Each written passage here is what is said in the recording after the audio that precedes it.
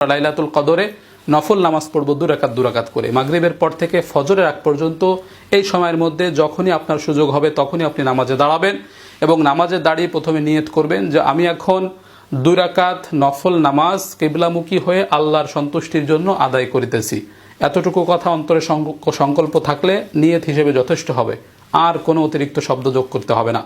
এইভাবে নিয়ত করে আল্লাহু আকবার বলে দাঁড়িয়ে যাবেন, সানা পড়বেন সুবহানাকাল্লাহুম্মা অথবা আল্লাহুম্মা বাঈদ বাইনি। সানা পড়ার পরে আউযু বিল্লাহ বিসমিল্লাহ পড়ে আলহামদুলিল্লাহি রাব্বিল আলামিন সূরা ফাতিহা শেষ করার পরে বিসমিল্লাহ পড়বেন। বিসমিল্লাহ পড়ে যে কোনো একটা সূরা পড়বেন। এখানে নির্দিষ্ট কোনো সূরা নেই যে এই সূরা পড়তে হবে, যে কোনো সূরা আপনি পারেন পড়বেন। প্রয়োজনে এক সূরা বারবার পড়বেন, প্রয়োজনে একাধিক সূরা প্রথম রাকাতেই পড়ে ফেলবেন, কোনো সমস্যা নেই। এভাবে সূরা পড়ার পরে আল্লাহু আকবার বলে রুকুতে চলে যাব, সামি আল্লাহু লিমান হামিদা বলে রুকু থেকে উঠবো, স্বাভাবিক নিয়মে আবার সেজদা করব, আল্লাহু আকবার বলে 2 সেজদা করব, আল্লাহু আকবার বলে দাঁড়িয়ে গিয়ে দ্বিতীয় রাকাত শুরু করব।